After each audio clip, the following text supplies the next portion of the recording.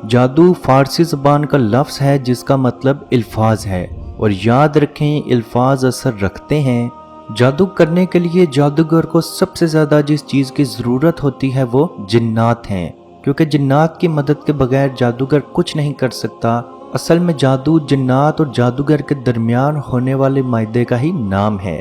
वैसे तो जिन्नात को हाजिर करने के बहुत सारे तरीके हैं, लेकिन इस वीडियो में मैं आज आपको 8 ऐसे तरीके बताऊंगा जो ज़्यादातर जादूगर जिन्नात को जाहिर करने के लिए इस्तेमाल करते हैं। याद रखें, हर तरीके में कुफर और शिर्क मौजूद होता है। इन तरीकों को वजाहत करने की ज़रूरत इसलिए महसूस हुई क्योंकि बहुत सारे लोग ऐसे हैं जो कुरानी इलाज और जादू के इलाज में फ़र्क नहीं कर सकते, क्योंकि कई जादूगर ऐसे हैं जो कुफरिया तावीज़ात आहिस्ता आवाज़ में और कुरानी आयात ऊंची आवाज़ में पढ़ते हैं। चनाचे मरीज़ यही समझता है कि उसका इलाज कुरान से हो रहा है, हालांकि उसका इलाज कुरान से नहीं हो रहा होता। और याद रखें, जादूगर खुद तो शिर्क करता ही करता है, अपने साथ उन तमाम लोगों को भी शिर्क की तरफ लेके जाता है जो उससे जादू करने या करवाने या जादू निकलवाने के लिए आते हैं। और यही वजह थी कि हज़रत अली रज़ी ताला अन्हो अपने दौरे हुकूमत में तमाम जादूगरों की गर्दनें उतरवा देते थे, और बेशक उनके दौर में कई जादूगर ऐसे थे जिनकी गर्दनें तन से जुदा कर दी गईं।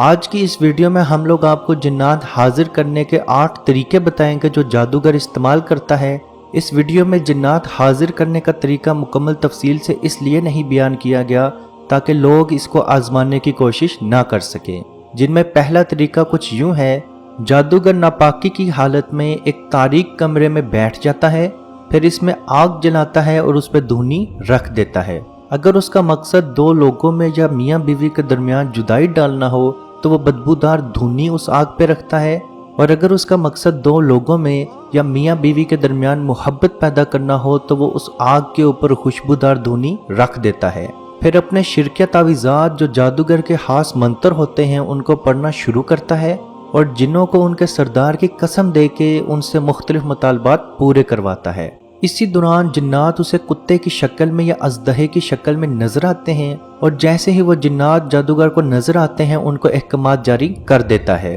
और बाज़ औक़ात ऐसा होता है कि उसे कोई भी शक्ल नजर नहीं आती, बस कानों पे हल्की सी आवाज़ सुनाई देती है, जिसके बाद वो अहकामात जारी कर देता है। और जिस शख्स के ऊपर उसने जादू करना हो, जिन्नात से उसके बाल या उसका कपड़ा मंगवा लेता है, और खास तौर पर ऐसा कपड़ा जिस कपड़े से उस शख्स की पसीने की बू आ रही हो। दूसरा तरीका कुछ यूं है कि जादूगर कोई परिंदा जैसे फाख्ता, मुर्गा या कोई जानवर जिन्हों की बताई गई खास शक्ल सूरत के मुताबिक मंगवाता है, जिसका रंग अमूमी तौर पर स्याह होता है, क्योंकि जिन्नात स्याह रंग को दूसरे रंग पे फोकियत जरूर देते हैं। फिर उसको बिस्मिल्लाह पढ़े बगैर ज़िबा कर दिया जाता है, और उसका खून मरीज के जिस्म पे भी मला जाता है, और उसको खंडरात या कुएं या गैर आबाद जगह पे फेंक दिया जाता है जो अमूमी तौर पर जिन्नात बताते हैं। और जैसे ही वो जानवर उस जगह पर फेंक दिया जाता है तो जादूगर अपने तावीज़ात, अपने मंत्र पढ़ना शुरू करता है और जिन्नात को अहकामात जारी कर देता है। तीसरा तरीका कुछ यूं है,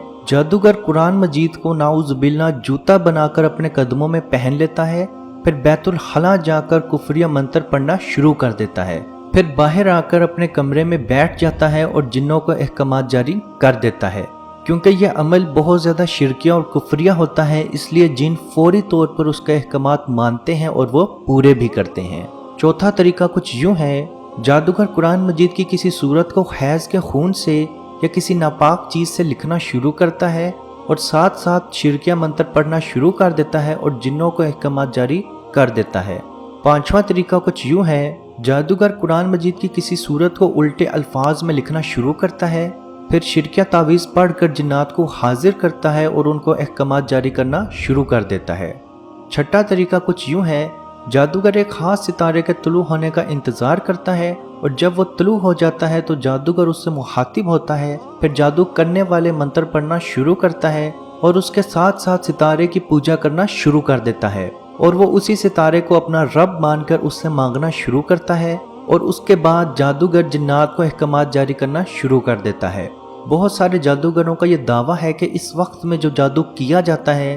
वो उस वक्त तक दोबारा जादू ख़त्म नहीं हो सकता जब तक ये सितारा दोबारा तुलू ना हो जाए। बाज़ औक़ात ये सितारा साल में 1 दफ़ा, बाज़ औक़ात साल में 2 दफ़ा ही निकलता है। 7واں طریقہ کچھ یوں ہے، جادوگر ایک نابالغ بچے کو جو بے وضو ہوتا ہے اپنے سامنے بٹھا لیتا ہے، پھر اس کی بائیں ہتھیلی پر ایک مربع بناتا ہے اور اس کے ارد گرد چاروں طرف جادو والے منتر لکھ دیتا ہے، پھر اس کے بالکل درمیان ایک تیل اور روشنائی رکھ دیتا ہے اور ایک لمبے کاغذ کے اوپر اپنے جادو والے منتر لکھنا شروع کرتا ہے اور وہ کاغذ بچے کے چہرے پر رکھ دیتا ہے اور ساتھ ہی اس کے سر پہ ایک موٹی ٹوپی پہنا دیتا ہے تاکہ وہ کاغذ نہ گر پائے اور ایک بھاری چادر سے اس بچے کو ڈھانپ دیتا ہے۔ اس کے بعد وہ اپنے کفریہ منتر پڑھنا شروع کرتا ہے، جبکہ بچے کو اپنی ہتھیلی کی طرف ہی نگاہ رکھنی ہوتی ہے، حالانکہ اندھیرے کی وجہ سے اسے کچھ بھی نظر نہیں آ رہا ہوتا۔ چنانچہ بچہ اچانک محسوس کرتا ہے کہ وہ روشنی پھیل رہی ہے اور اس کو وہ دیکھنا شروع کر دیتا ہے۔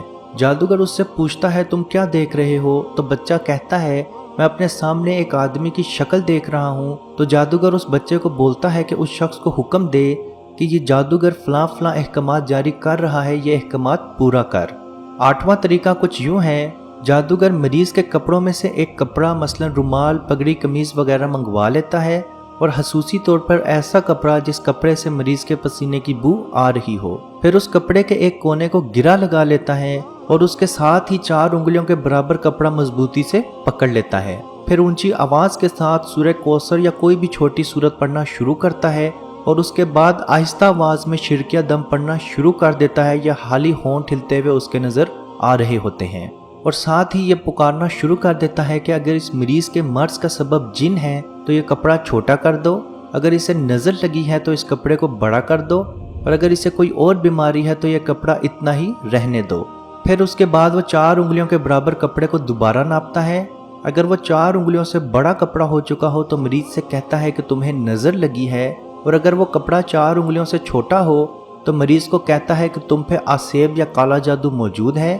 اور اگر کپڑا 4 انگلیوں کے برابر ہو تو مریض کو بتاتا ہے کہ تمہیں کوئی بیماری ہے۔ اور سب سے زیادہ کالے جادو کے علاج کرنے والے لوگ یہی طریقہ استعمال کرتے ہیں، کیونکہ مریض اس طریقے کو دیکھ کے یہی سمجھتا ہے کہ یہ قرآنی علاج ہے، کیونکہ اس نے تو قرآن پاک کی سورت پڑھی تھی، حالانکہ اس نے شرکیہ منتر اس عمل میں پڑھے تھے لیکن وہ آپ سمجھ نہیں پائے۔ اور اس کے ساتھ ساتھ ایک چیز آپ ضرور یاد رکھیں کہ ہر وہ شخص جو آپ سے آپ کا اور آپ کی ماں کا نام جانتا ہے وہ جادوگر ہے، کیونکہ ماں کے نام سے اس شخص تک پہنچنا بہت آسان ہوتا ہے، کیونکہ وہ جنات کو آپ کے نام کے ساتھ احکامات جاری کرتا ہے، جیسے فلاں بنت فلاں، تو اس طریقے سے جنات کو آپ تک پہنچنے میں آسانی ہوتی ہے۔ عزیز دوستو، یاد رکھیں یہ 8 طریقے جو شخص کرتا ہے وہ جادوگر ہے، اور اگر آپ اس کے پاس جائیں گے تو آپ صلی اللہ علیہ وسلم کی یہ حدیث ضرور یاد رکھیں کہ جو آدمی کسی نجومی کے پاس آیا اور اس کی باتوں کی تصدیق کی تو اس نے محمد صلی اللہ علیہ وسلم پر نازل کیے گئے قرآن سے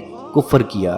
جادو کا علاج کرنا بہت ہی آسان ہے، جس گھر میں سورہ بقرہ پڑھی یا سنی جائے اس گھر سے جنات، شیاطین اور جادو مکمل طور پہ ختم ہو جاتا ہے، اور نبی کریم صلی اللہ علیہ وسلم کا فرمان ہے جس گھر میں 3 راتوں تک لگاتار 3 راتوں تک سورہ بقرہ کی آخری 2 آیات کی تلاوت کی جائے جو کہ 285 اور 286 ہے، اس گھر سے تمام جنات، جادو مکمل طور پہ ختم ہو جاتا ہے۔ اللہ پاک سے دعا ہے کہ ہم سب کو اپنے حفظ و ایمان میں رکھے اور کشمیر کے بھائیوں پہ خصوصی رحم فرمائے اور ان کو آزادی کی نعمت عطا فرمائے، آمین۔ اللہ حافظ۔ اعوذ باللہ من الشیطان الرجیم، بسم اللہ الرحمن الرحیم،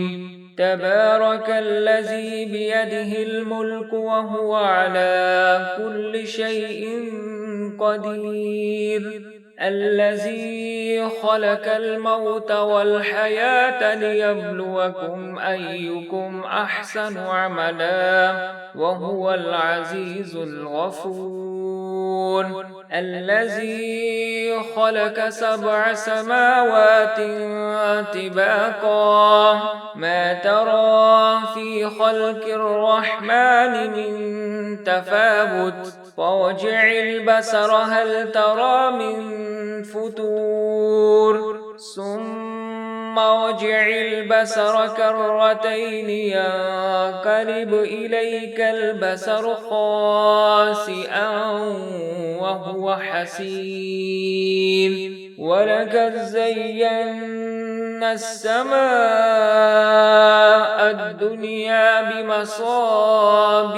وجعلناها رجوما للشياطين وأعتدنا لهم عذاب السعير وللذين كفروا بربهم عذاب جهنم وبئس المصير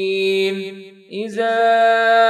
ألقوا فيها سمعوا لها شهيقا وهي تفور تكاد تميز من الغيظ كلما ألقي فيها فوج سألهم خزنتها ألم يأتكم نذير قالوا بلى قد جاءنا نذير فكذبنا وقلنا ما نزل الله من شيء إن أنتم إلا في ضلال كبير وقالوا لو كنا نسمع أو نعقل ما كنا في أصحاب السعير فاعترفوا بذنبهم فسحقا لأصحاب السعير إن الذين يخشون ربهم بالغيب لهم مغفرة وأجر كبير وأسروا قولكم أو اجهروا به إنه عليم بذات الصدور ألا يعلم من خلق وهو اللطيف الخبير هو الذي جعل لكم الأرض ذلولا فامشوا في مناكبها وكلوا من رزقه وإليه النشور أأمنتم من في السماء أن يخسف بكم الأرض فإذا هي تمور أم أمنتم من في السماء أن يرسل عليكم حاصبا فستعلمون كيف نذير ولقد كذب الذين من قبلهم فكيف كان نكير أولم يروا إلى الطير فوقهم صافات ويكبر ما يمسكهن إلا الرحمن إنه بكل شيء بصير أمن هذا الذي هو جند لكم ينصركم من دون الرحمن إن الكافرون إلا في غرور أمن هذا الذي يرزقكم إن أمسك رزقه بل لجوا في عتو ونفور أفمن يمشي مكبا على وجهه أهدى